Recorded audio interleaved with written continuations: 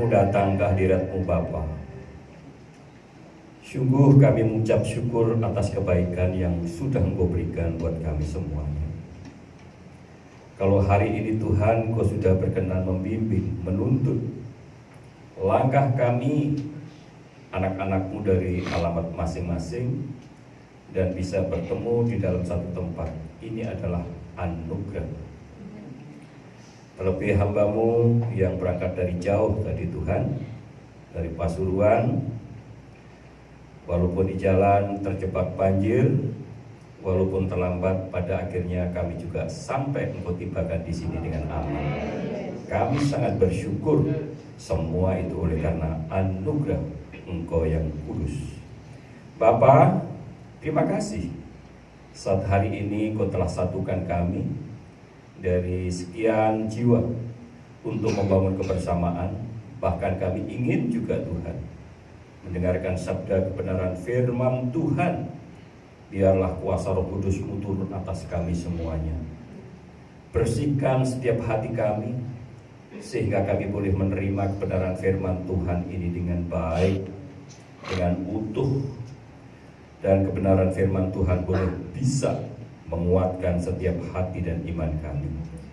Ketika kami berangkat dengan lemah tubuh, saat pulang kami nanti dikuatkan oleh Tuhan. Terima kasih Bapa. Ketika kami datang dengan pengharapan yang suam-suam kuku, tapi kami pulang dengan kuat dan gagah oleh karena firman. Terima kasih Bapa. Berfirmanlah, karena hamba-Mu, anak-anak-Mu siap untuk menerima. Yang percaya katakan amin. Silakan duduk.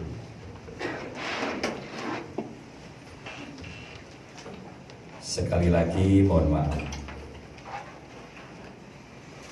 saya hanya dikasih alamat, tapi kok banyakannya, ini kan berapa gitu ya. Tanya-tanya ini, balik lagi. Mapnya juga begitu, puter aja gitu. Aduh, aku kok gak dikasih kontak person ya. Ternyata di sini ada mesak. Banyak mahasiswa juga yang ada di sini ya. Ya, tapi akhirnya Tuhan sampaikan di sini. Dan ketika di tengah jalan tadi Bapak Kepala bilang, Mbah kalau undang saya Mbah, maaf saya nanti nggak ada, yang ada istri saya. Karena saya juga tugas pelayanan di mana Gresik. Oke, nggak apa-apa, berbagi tugas begitu ya. Nah Ibu Bapak dan Saudara, intinya saya senang ya bisa di sini. Dan mari kita menyembah Tuhan itu dengan penuh antusias. Jadi ketika saya dan saudara datang kepada Tuhan hanya setengah-setengah atau suam-suam kuku, Anda nggak mendapatkan sesuatu ya. Berapapun kita yang saat ini sudah dikumpulkan Tuhan, mari nikmati firman Tuhan yang sebentar akan kita renungkan. Dan saya pastikan Anda pulang diberkati. Ya. Nah, Ibu Bapak dan Saudara, mari kita bisa ditayangkan ya. Kita hari ini ingin membaca Yosua. Ya, Yosua.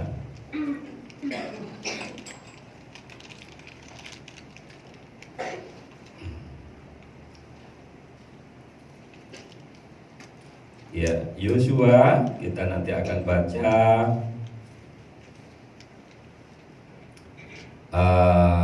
pasalnya 3 ya, pasalnya 3. Nanti ini agak panjang ya, satu perikop ya, 1 sampai 17 ya, ya. Gak apa-apa karena memang ini satu perikop ya, biar kita nanti semakin jelas seperti itu. Sudah ditayangkan? Oke, mari kita baca bersama-sama. 1, 2, 3. Yosua bangun pagi-pagi, lalu ia dan semua orang Israel berangkat dari Sitim, dan sampailah mereka ke sungai Yordan. Maka bermalamlah mereka di sana sebelum menyeberang. Setelah lewat 3 hari, para pengatur pasukan jaga di seluruh perkemahan dan memberi perintah kepada bangsa itu, katanya, Segera sesudah kamu melihat tabut perjanjian Tuhan Allahmu yang diangkat para imam yang memanggil suku Lewi, maka kamu harus juga berangkat dari tempatmu dan mengikutinya. Hanya antara kamu dan tabut itu harus ada jarak kira-kira 2000 hasta panjangnya. Janganlah mendekatnya. Maksudnya supaya kamu mengetahui jalan yang harus kamu tempuh, sebab jalan itu belum pernah kamu lalui. Berkatalah Yosua kepada bangsa itu, kuduslah dirimu, sebab besok Tuhan akan melakukan perbuatan yang ajaib di antara kamu. Dan kepada para imam itu, Yosua berkata demikian, angkatlah tabut perjanjian dan menyeberanglah di depan bangsa itu. Maka mereka, dan kepada para imam itu Yosua berkata demikian, angkatlah tabut perjanjian dan menyeberanglah di depan bangsa itu. Maka mereka mengangkat tabut perjanjian dan berjalan di depan bangsa itu. Lanjut. Dan Tuhan berfirman kepada Yosua, pada hari ini aku mulai membesarkan namamu di mata seluruh orang Israel, supaya mereka tahu bahwa seperti dahulu aku menyertai Musa, demikian aku menyertai engkau. Maka kuperintahkanlah kepada para imam mengangkat tabut perjanjian itu. Demikian setelah kamu sampai ke tepi air sungai Yordan, haruslah kamu tetap berdiri di sungai Yordan itu. Lalu berkatalah Yosua kepada orang Israel, datanglah dekat dan dengarlah firman Tuhan Allahmu.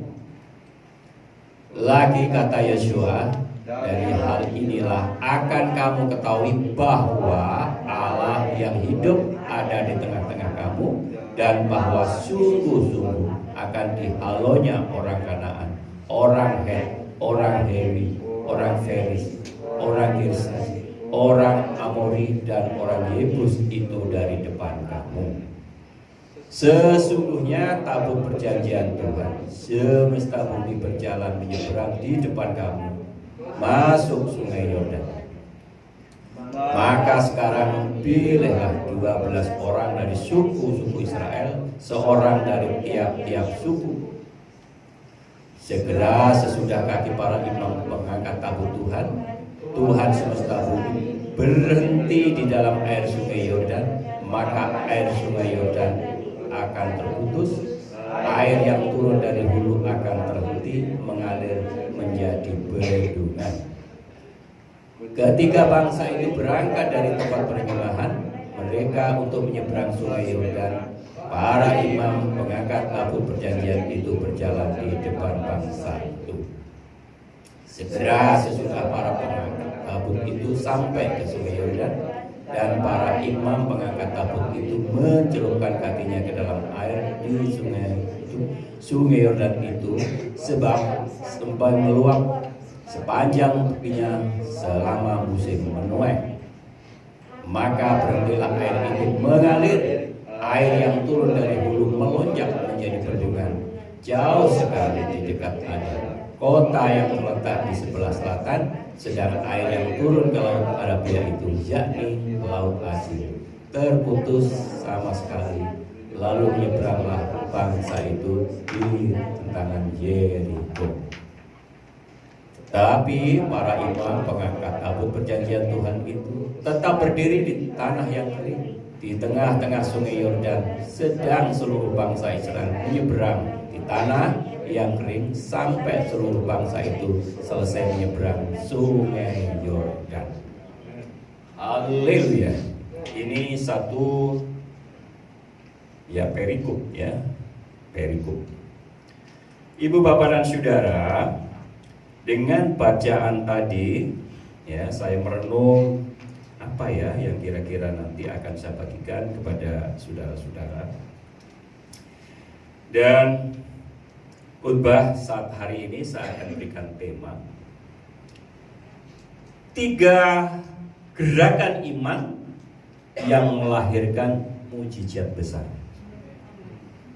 Jadi ada 3 gerakan atau tindakan iman yang melahirkan mukjizat besar. Apa pengertian mukjizat?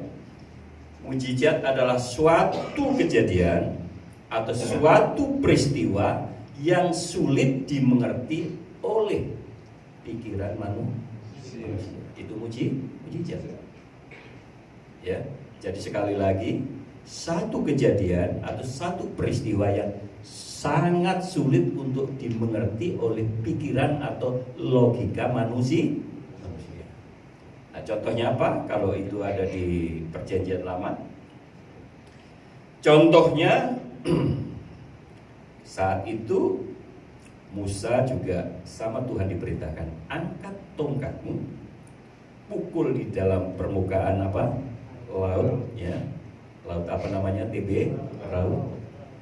Hanya itu aja, angkat dan pukulkan. Dan apa yang terjadi? Terbelah.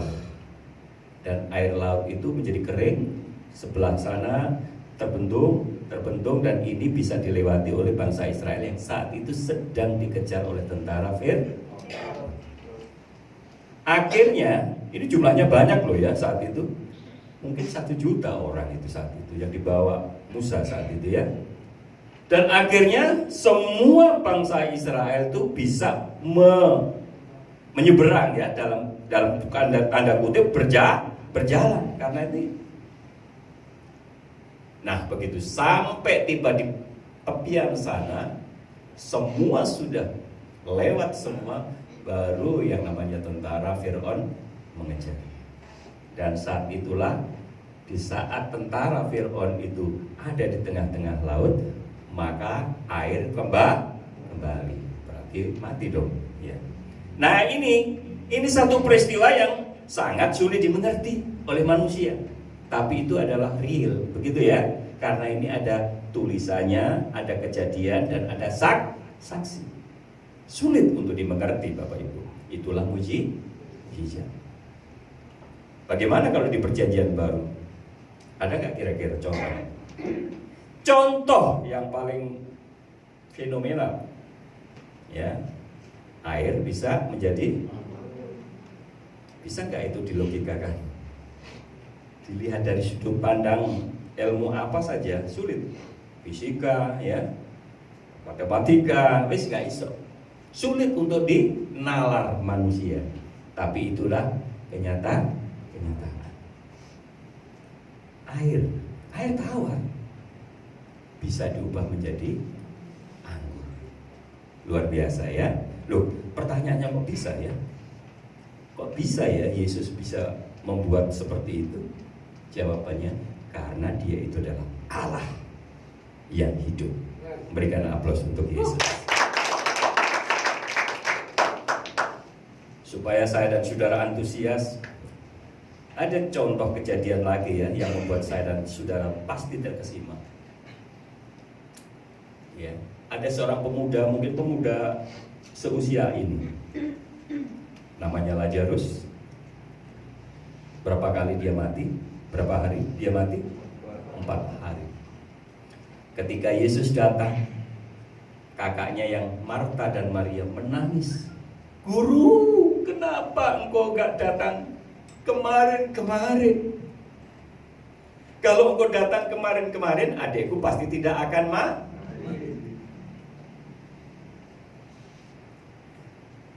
Itu memang dibuat sedemikian rupa. Ya, enggak, adikmu enggak mati.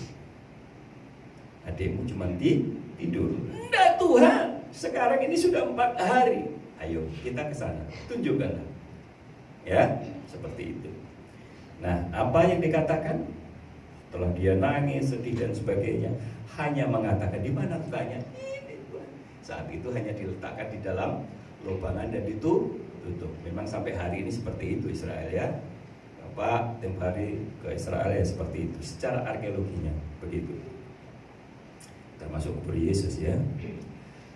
Nah, buka, tutup, dan hanya mengatakan, hai pemuda, anak muda, bangun. Apa yang terjadi? Bangun.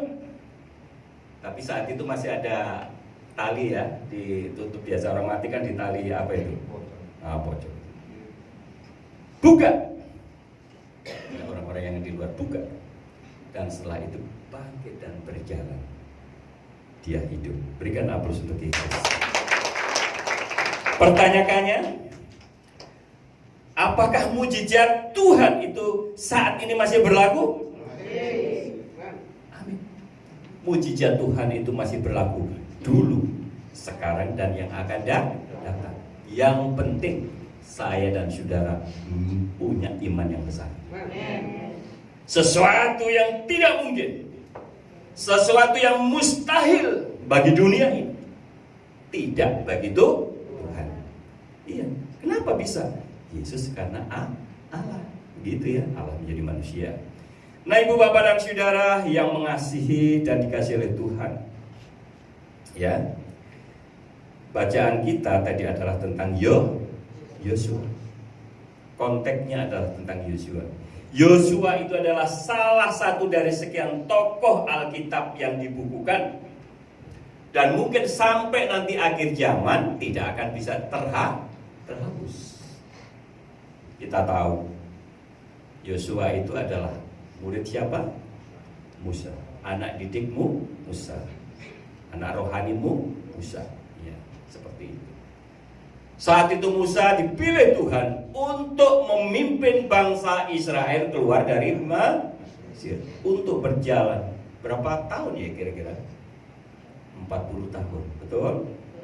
Dan Tuhan berjanji, aku akan membebaskan engkau dari perbudakan ini, dan aku akan membawa engkau ke tanah perjanjian. 40 tahun kemudian, setelah sampai perbatasan antara padang gurun dan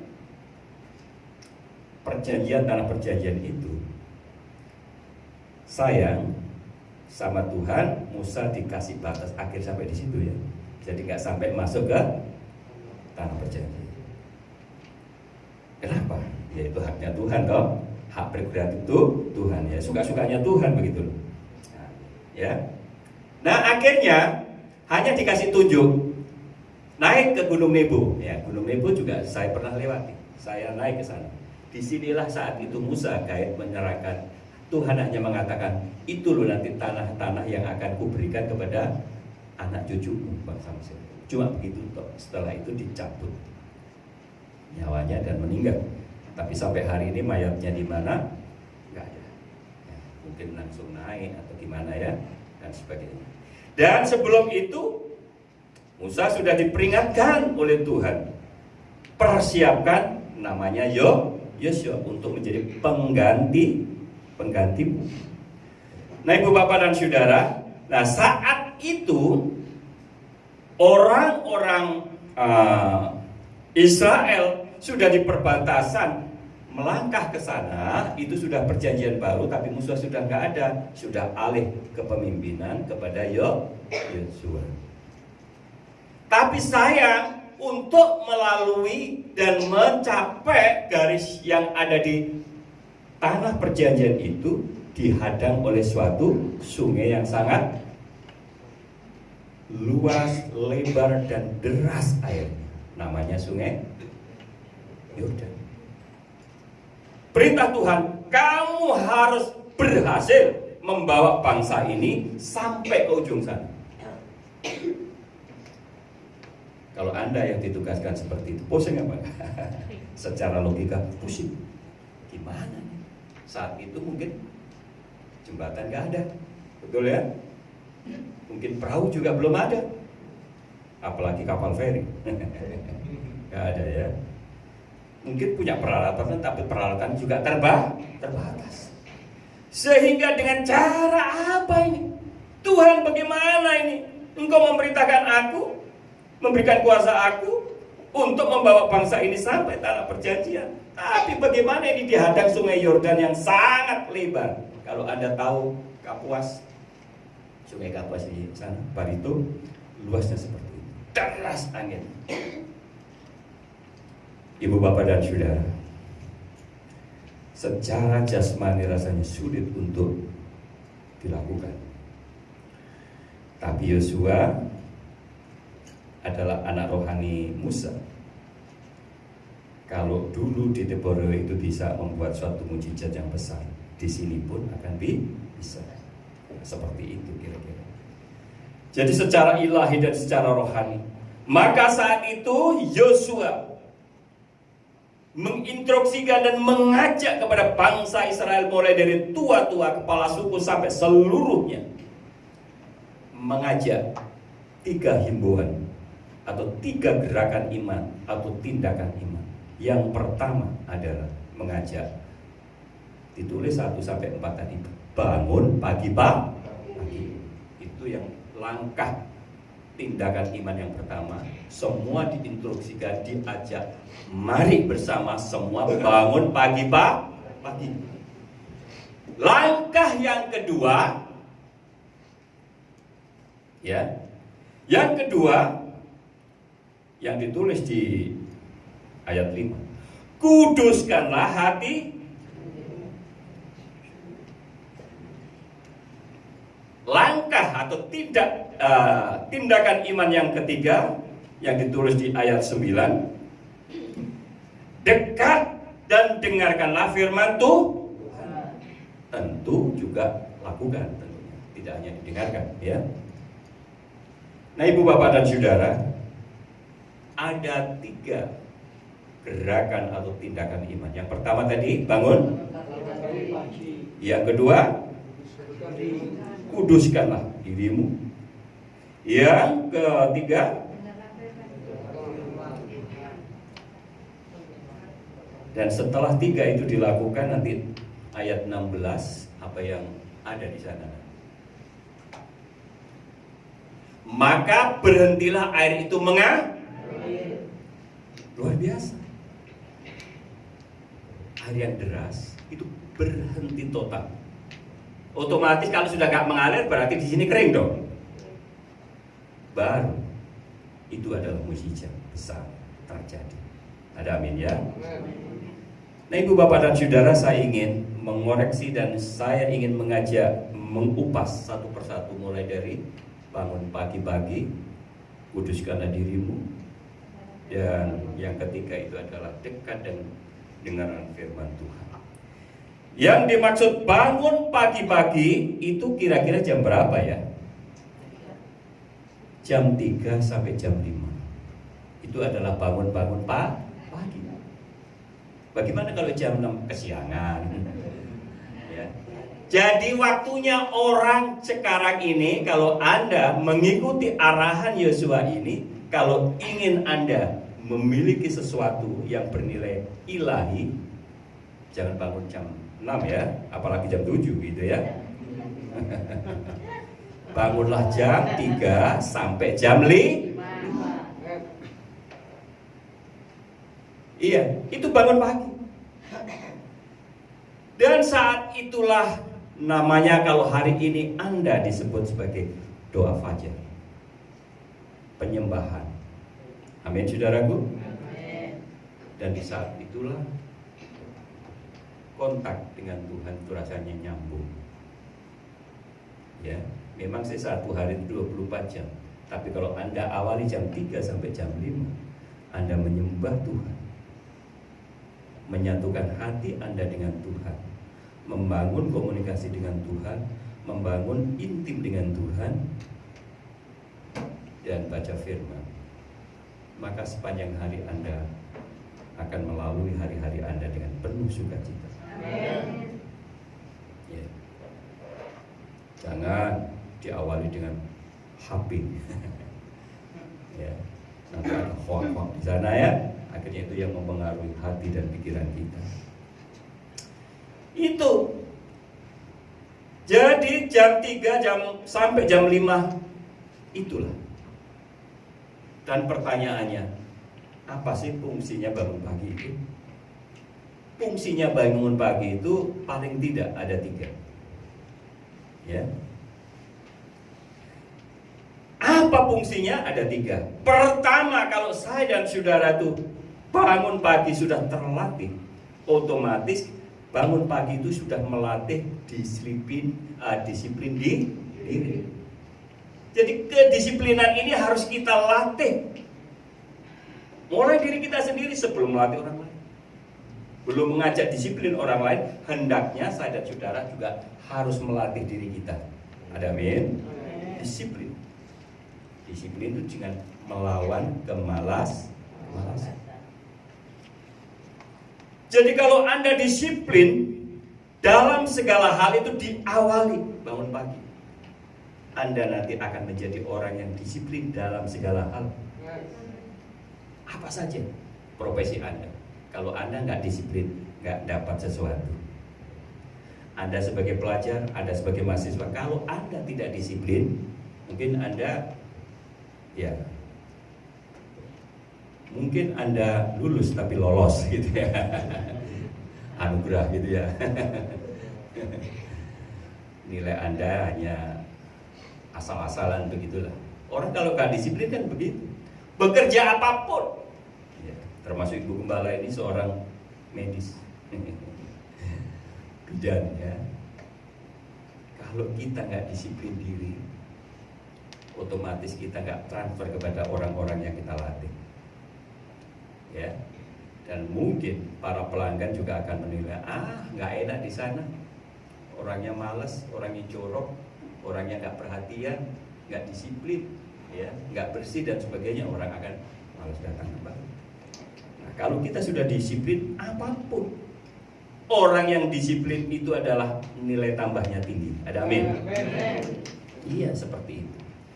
Nah, saudaraku, inilah yang menjadi budaya orang Israel. Kenapa orang Israel itu sukses dan berhasil, mampu menemukan suatu penemuan-penemuan teknologi? Itu karena diawali dengan disiplin. Sampai hari ini namanya penemuan-penemuan segala sesuatu yang hak paten itu, betul? Nah, mungkin 90 sekian persen itu ditemukan oleh orang-orang Yahudi. Ya, apa ya kira-kira ya? Ya kita lihatlah. Ini apa namanya? Bola lampu. Siapa penemunya? Alva Thomas Edison, orang Yahudi. Ada bola lampu, kalau nggak ada listrik gimana? Bisa nggak nyala? Listrik itu penemunya namanya adalah El Faraday, orang Yahudi. Orang Yahudi. Dan itu digunakan orang semuanya di dunia ini. Lampu ini juga digunakan oleh orang semua. Apalagi yang paling canggih, pesawat ya. Nah, pesawat itu yang menciptakan namanya adalah Albert bersaudara, kakak adik.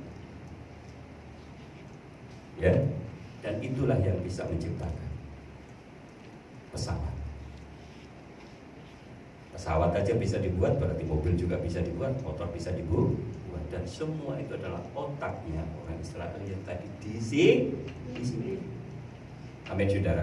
Amin.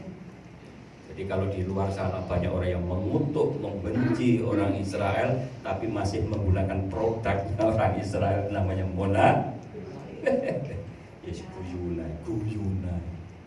Ya, dia nggak baca firman sih ya, yang ditulis di dalam Kejadian itu. Orang yang memberkati Israel berkati, orang yang mengutuk kutuk. Ya, udah seperti itu. Nah, Ibu Bapak dan Saudara, bagaimana caranya orang Israel itu melatih disiplin? Itu ditulis ya di dalam Ulangan 6 ayat 7, apa bunyinya?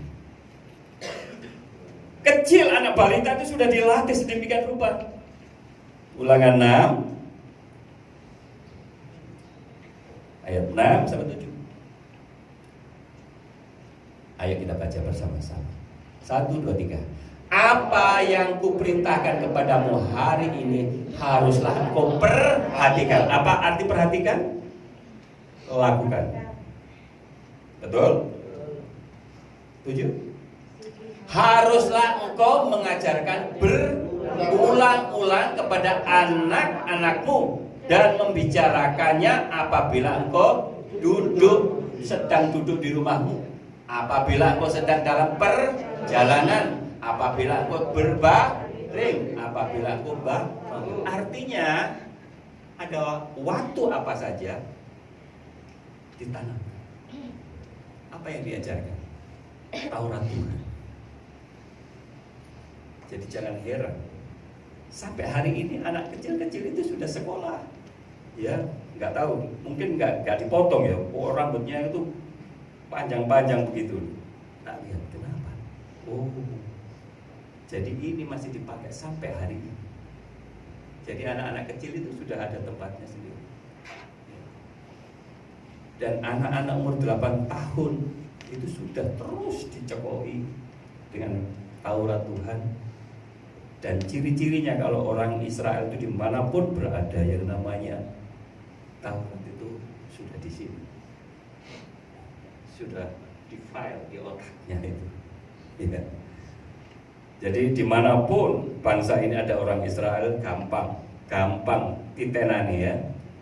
Di situ pasti ekonominya maju, teknologinya maju, pertahanannya maju juga. Ya. Jadi sampai hari ini yang namanya ekonom terkenal itu yang ada di Amerika, yang namanya George Soros itu, sekali membuat suatu kebijakan itu bisa menggoncangkan ekonomi dunia. Indonesia pernah 98 itu goncang karena George Soros membuat suatu kebijakan.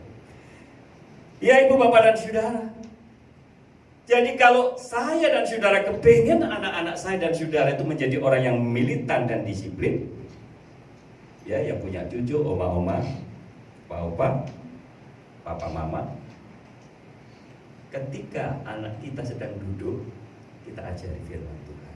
Ada amin? Sedang jalan-jalan ke mall, bisik-bisik, ajari juga tentang firman Tuhan. Semua ini yang kamu lihat adalah kebesaran dan ciptaan Tuhan itu, nak, gitu ya. Berbaring itu berarti saat tidur dan sebelum tidur itu berbaring ya. Cerita. Ya. Orang dulu kan juga cerita ya. Saya juga diceritain sama mbak saya dulu, tapi ceritanya kancil nyolong timun. Atau kelenteng abang, kelenteng kuning gitu ya, apal saya itu. Nah, ini ceritanya harus tentang firman Tuhan gitu ya. Dan ketika bangun sudah dicekoi lagi dengan firman Tuhan. Artinya filenya di dalam otaknya anak-anak Israel itu sudah full firman Tuhan, Taurat ya. Itulah sebabnya sampai hari ini tidak heran sesuatu yang canggih itu dibuat oleh mereka, karena dia itu sudah terlatih mulai dari saat itu sampai hari ini bisa menjadi budaya. Bagaimana kita di Indonesia? Nah, kalau kita bangunnya sudah kesiangan, ya hanya menikmati hasil mereka dan kita beli gitu ya. Orang-orang negara maju itu kan hanya beli teknologi, tapi kita nggak bisa membuat teknologi. Fungsi yang pertama, disiplin.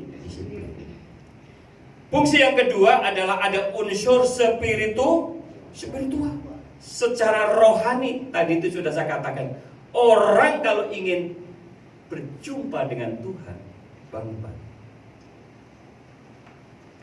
Mencium bau Tuhan itu adalah pagi-pagi. Mencium bau Tuhan itu seperti apa? Ketika kita bangun pagi, udara kita ini masih bersih, belum ada kontaminasi ya. Nah, ketika kita hirup, orang medis pasti sudah setuju, itu menyehatkan paru-paru kita. Itu ya, spiritual. Jadi saya dan saudara ini saat itu puji dia, sembah dia, membangun intim dengan dia. Tuhan bilang, carilah aku maka aku gitu. Seperti itu. Tuhan, satukanlah tubuh, jiwa dan rohmu yang kecil ini dengan rohmu yang besar. Pertanyaannya, roh kecil plus roh besar itu menjadi roh kecil atau besar? Mintalah roh pengertian, roh kebijaksanaan, roh hikmat. Kita ini punya mata. Tuhan, berikanlah roh mata kami untuk melihat sesuatu yang ilahi. Kita punya telinga. Tuhan, berikanlah roh pendengaran supaya punya kepekaan untuk mendengarkan suara Tuhan. Seperti itu. Tuhan, berikanlah roh perkataanku supaya roh ini ada berkah. Jadi bukan bicara yang kotor-kotor begitu. Jadi kalau saya dan saudara mengatakan sesuatu yang kotor, sesali. Jangan. Karena omongan itu adalah iman. Ada amin saudaraku? Segala sesuatu itulah fungsinya. Kalau Anda ingin menjadi orang yang berkualitas, the best, ya, orang Kristen yang tidak hanya Kristen-Kristenan, mulailah dengan hal-hal yang kecil tadi. Ada amin saudaraku? Anda pasti dibuat menjadi orang Kristen yang luar biasa. Berikan aplaus untuk Yesus. Ya. Artinya apa? Ya. Kalau saya dan saudara ini sudah menyatu dengan Tuhan, Tuhan itu bilang sama saya dan saudara yang ditulis di dalam Yohanes 15 ayat 7. Ini bimbingan untuk kita, ya, dan kita resapi bareng-bareng, ya. Ayo kita baca 3, 2, 1. Jikalau kamu tinggal di dalam aku dan firmanku tinggal di dalam kamu, mintalah apa saja yang kamu kehendaki dan kamu akan menerima. Ada amin saudara? Amin. Apakah ayat ini bohong? Tidak. Kalau Anda klaim, Tuhan aku kok belum menerima. Nah pertanyaannya, apakah kamu sudah tinggal dan firman Tuhan sudah ada di dalam kamu? Apakah sudah menyatu roh kecil dan roh besar tadi? Ada amin? Amin. Itu pertanyaan. Kita kembalikan kepada kita. Kalau roh saya yang kecil ini maunya jalan sendiri tanpa dibimbing, tanpa menyatu dengan roh Tuhan, oh nggak bisa. Yang bisa membuat segala sesuatu adalah kuasa roh Allah yang besar. Ya, Anda ingin menjadi orang yang dahsyat? Syaratnya sederhana. Firman itu adalah ada kuasanya. Firman itu hidup kalau diimani. Betul? Jadi mulai hari ini kita harus, ya, firman Tuhan harus tinggal di dalam hati kita. Ada amin? Amin.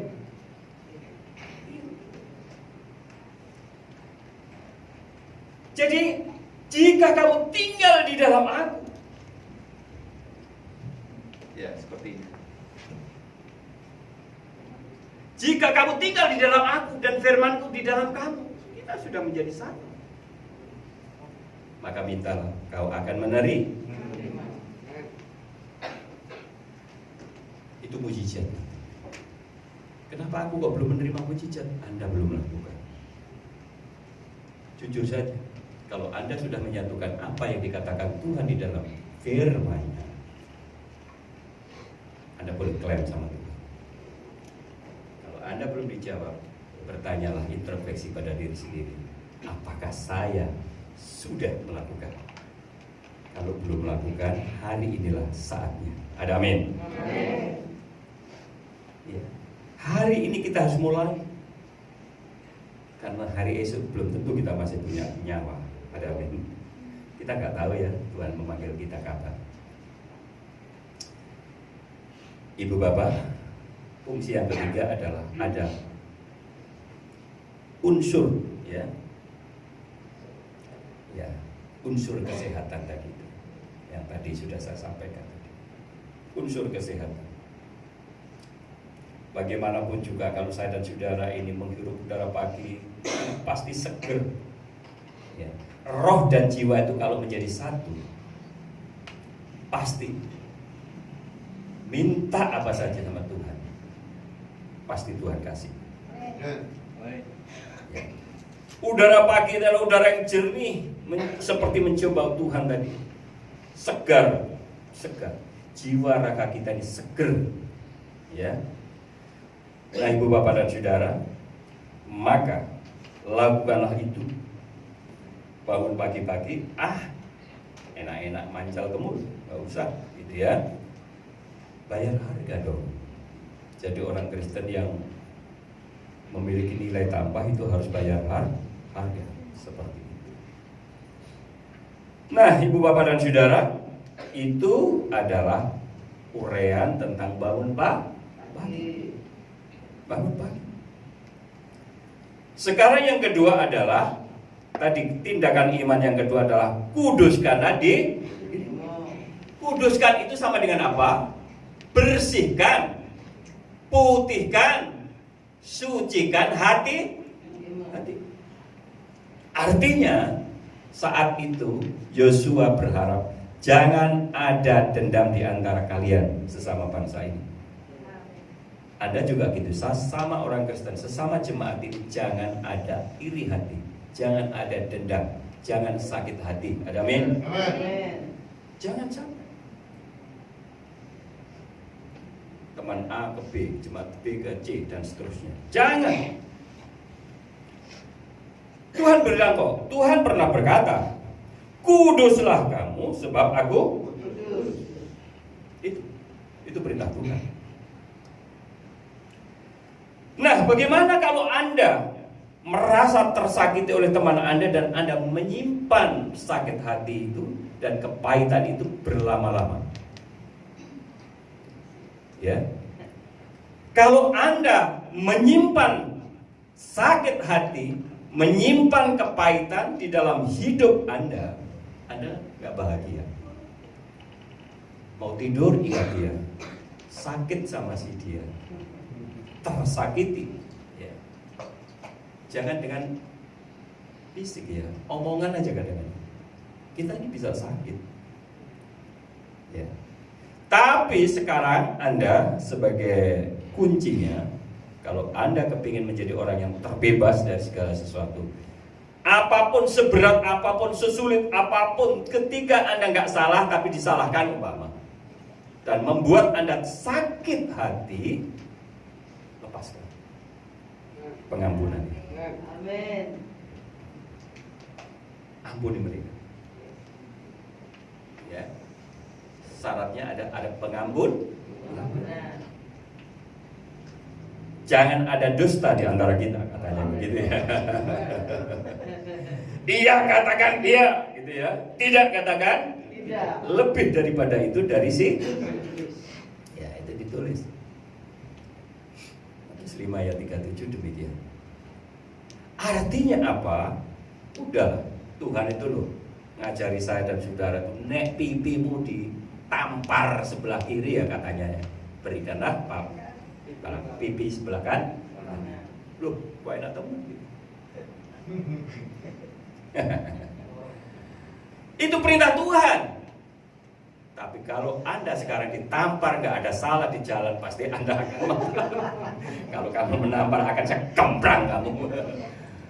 Tapi saya dan saudara diingatkan, kalau Anda besok lusa akan ditampar orang, itu nubuatan. Dan itu Anda balas apa Anda mengampuni? Kalau Anda belum ditampar orang berarti belum tergenapi. Jadi besok kalau ditampar orang, terima kasih Tuhan, nubuatmu sudah terjadi. Aku ampuni kamu, aku ampuni kamu, aku melepaskan pengampunan. Saudaraku, siapa saja, kepada siapa saja kita harus melepaskan pengampunan seperti itu. Lo Tuhan lo disuruh kayak gitu, nggak salah, nggak opor. Tuhan bilang apa? Bapa ampunilah mereka semua, karena mereka tidak tahu apa yang mereka lakukan. Itu berat. Ya, Jadi segala sesuatu yang kita lihat itu adalah Yesus. Kalau Yesus bisa melakukan seperti itu, ya kita belajar. Ojo sampai dipaku, ojo sampai ditampar dikit aja deh. Sentil aja, ya, ampuni mereka. Ada amin, saudaraku? Amin. Sebab kalau Anda tidak mau mengampuni orang yang bersalah kepada Anda, Bapa di surga juga nggak mau. Jadi kalau Anda ini sakit hati dan itu Anda pelihara, Anda berdoa sehari 5, 10, 100 kali, doamu balik. Seperti ini ya.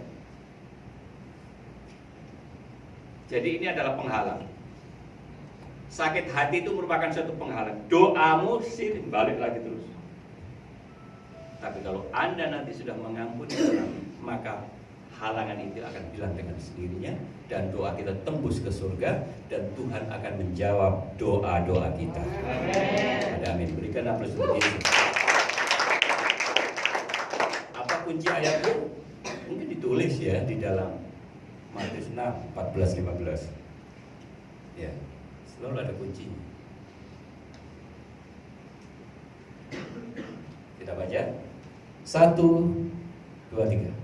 Karena jikalau kamu mengampuni kesalahan orang, Bapamu yang di surga akan mengampuni kamu juga. Yang 15. Tetapi jika kamu tidak mengampuni orang, Bapamu juga tidak akan mengampuni kesalahan. Ada amin? Amin. Itulah doa Bapa kan. Ampunilah dosa kami seperti saudaraku. Katanya orang Kristen enak ya, orang Kristen itu cuma seminggu sekali. Katanya gitu ya. Padahal kita kan berdoa kan nggak ada batas ya. Kita berjalan berdoa, naik bis berdoa, naik motor berdoa, begitu ya. Kemana bisa berdoa? Ya. Tapi memang kelihatannya itu seminggu hanya sekali ke gereja katanya. Tapi yang berat itu adalah melakukan. Melakukan. Amin, saudaraku. Amin. Jadi mulai hari ini Anda nggak boleh sedikit-sedikit tersinggung, betul ya? Toa kok sampai perbandingan dengan gonggongan anjing, marah sudah. Ya. Pak Dudung juga berdoa dengan cara Indonesia karena Tuhan itu mengerti segala bahasa. Mori-mori itu. Memang Tuhan itu bukan orang Arab kan? Betul. Katanya gitu ya. Wah itu sudah. Loh, kalau Anda sedikit-sedikit tersinggung, sedikit-sedikit tersinggung, apakah layak Anda itu menjadi orang kudus? Ya. Ya. Kalau Anda ingin diuji, Anda itu orang-orang yang betul-betul tabah, ya, tahan, ya, yaitu tadi. Setiap saat Anda mendengarkan hinaan, celaan dan sebagainya, kalau Anda marah berarti Anda nggak lulus. Ya, Anda mestinya jawab, puji Tuhan. Puji Tuhan. Ada amin. Jadi nanti panjenengan nek dilok-lok tonggo-tonggo sampean iki ya. Puji Tuhan. Ya. Moro-moro kok ya ditanggane datang ngolok-olok macam-macam aku gak salah kok pokok dia kok marah sekali. Puji Tuhan. Ampuni mereka. Disuruh Tuhan. Semua itu diizinkan Tuhan. Amin. Apa yang terjadi pada diri saya dan diri saudara hari ini, esok dan besok lusa itu diizinkan Tuhan. Memang Anda kan memang mintanya kan yang mulus-mulus seperti jalan tol itu loh. Tapi Tuhan tidak. Anda memang harus sekali-kali dibawa ke jurang. Harus dibawa ke lembah. Betul? Anda harus dibawa ke gunung naik sana. Harus dilewatkan kerikil, bila perlu duri, supaya Anda teruji. Betul? Kalau Anda nggak dilewatkan di sana, nggak teruji Anda. Nah, Ibu Bapak dan Saudara, sekarang tindakan iman yang ketiga tadi, dekat dan dengarkan firman Tuhan. Kalau saya dan saudara menjadi orang Kristen dan malas dengan firman Tuhan, maka iman Anda tidak akan bertumbuh. Ya. Karena firman Tuhan mengatakan iman itu bisa bertumbuh oleh karena pendengaran tentang apa? Firman Tuhan. Ya. Tulis di dalam Roma ya. Seperti itu. Nah, Ibu, Bapak, dan Saudara, jadi mulai hari ini Anda dan saya sebagai orang Kristen, kalau itu tadi kan bicara kepada orang Israel ya saudara, dan Anda sekarang itu adalah termasuk tergolong Israel secara rohani. Saya dan saudara ini orang Israel secara rohani. Seperti itu. Jadi Anda nggak boleh jauh dari firman. Saat itu orang-orang Israel juga, hai sini, dekat dan dengarkan firman Tuhan. Baca dan lakukan firman Tuhan. Seperti itu. Loh, apa sih tabut yang dibawa ke sana kemari? Apa sih? Isinya tabut perjanjian itu apa saat itu? Loh batu.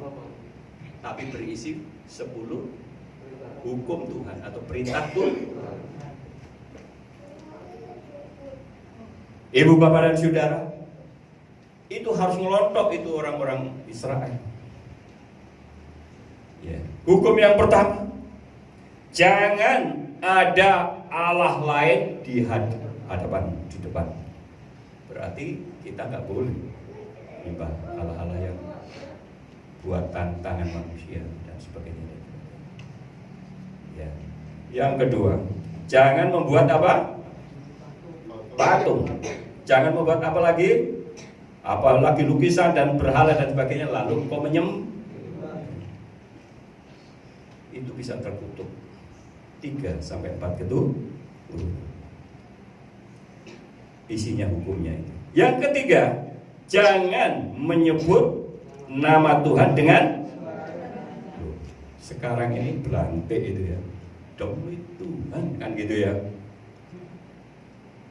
Beli saya sekian gitu ya.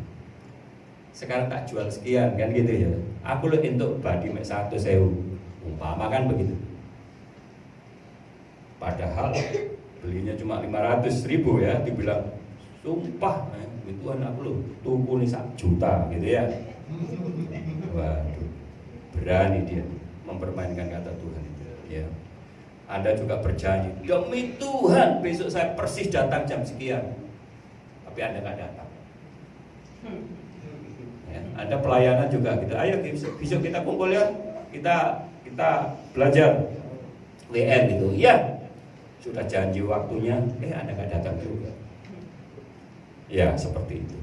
Nah, Ibu, Bapak, dan Saudara, yang keempat, hormati dan kuduskanlah hari Sabat. 6 hari lamanya Tuhan menciptakan bumi, langit, dan segala isinya. Tapi hari yang ke-7 Tuhan berhenti. Tuhan diam. Bukan diam saja, tapi Tuhan sedang memberkati ciptaan. Jadi kalau saya hari ini saudara merasa orang-orang yang menjadi percaya dan beriman kepada Kristus Tuhan, jangan lewatkan. Sabat ini penting, sakral, ya. Jadi kalau Anda ingin diberkati ya datang ke ibadah ini. Jangan lewatkan. Jangan main-main, gitu ya. Islam hanya Kristen hanya sekedar KTP itu banyak. Betul ya?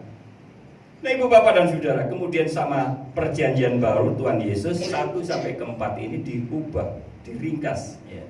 Kasihilah Tuhan Allahmu dengan segenap akal itu meringkas hukum yang 1 sampai yang ke-4. Bagaimana hukum yang kelima? Itu harus dekat dan dengarkan. Hormatilah bapak ibumu supaya panjang umur. Gitu ya. Selanjutnya jangan membunuh. Jangan mencuri. Jangan berlaku dos. Dan yang paling terakhir, jangan mengingini. milik tetanggamu, koldinya, giwangnya, kalungnya, nah, gitu ya. Bininya, ya, juga bininya ya. Sekarang orang-orang bilang rumput tetangga lebih hijau. Wah, ya. Pembenaran itu. Rumput tetangga lebih hijau, ya. Nah, Ibu Bapak dan Saudara, jadi mulai hari ini Anda tidak boleh lagi jauh daripada firman Tuhan. Maka setiap ada event-event, baik ibadah raya, ibadah tengah minggu, apa saja, ikuti. Anda nggak akan rugi. Ada kan orang yang selalu hitung-hitungan, untung rugi. Mau ke gereja aja tanya sama tekek gitu ya. Datang, tekek enggak gitu ya. Terakhir enggak, yo katek nang gereja gitu ya. Tanya sama tekek. Tanya hati nurani ya. Nah, Ibu Bapak dan Saudara, orang yang dekat dengan firman Tuhan dan andalkan Tuhan dan semua berserah pada Tuhan, berkatnya berlimpah. Amin. Ya. Kuncinya Yeremia 17 ayat 7. Ini adalah untuk membentengi saya dan saudara supaya saya dan saudara menjadi orang yang the best. Ya.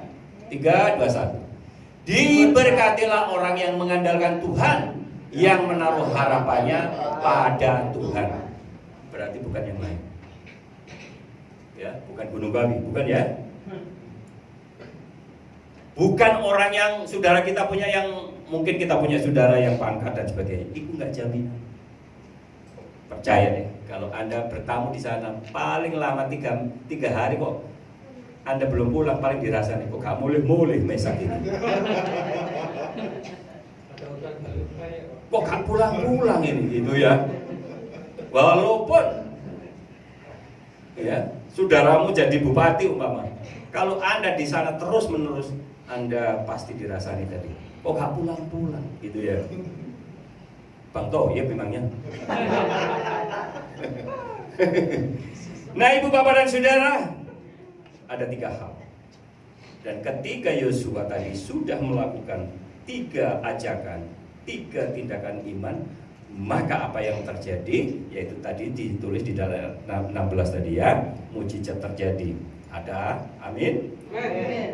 Sungai Yordan berhenti mengalir dan orang-orang Israel bisa menyeberang. Dan itulah mulai saatnya Yosua menepati janji Tuhan, mulai dari Yeriko, mulai dari Ai sampai ke Hebron, semua diberikan. Dan itu tidak cuma-cuma hanya diberikan, dia harus berperang.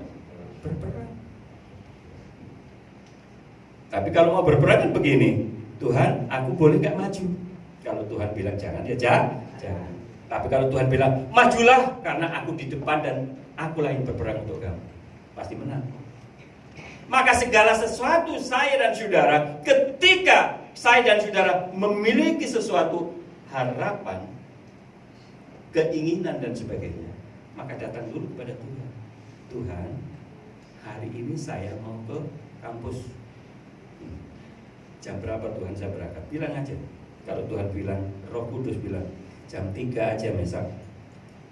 Waduh, jam 3 nanti kemalaman Tuhan tidak datang sana.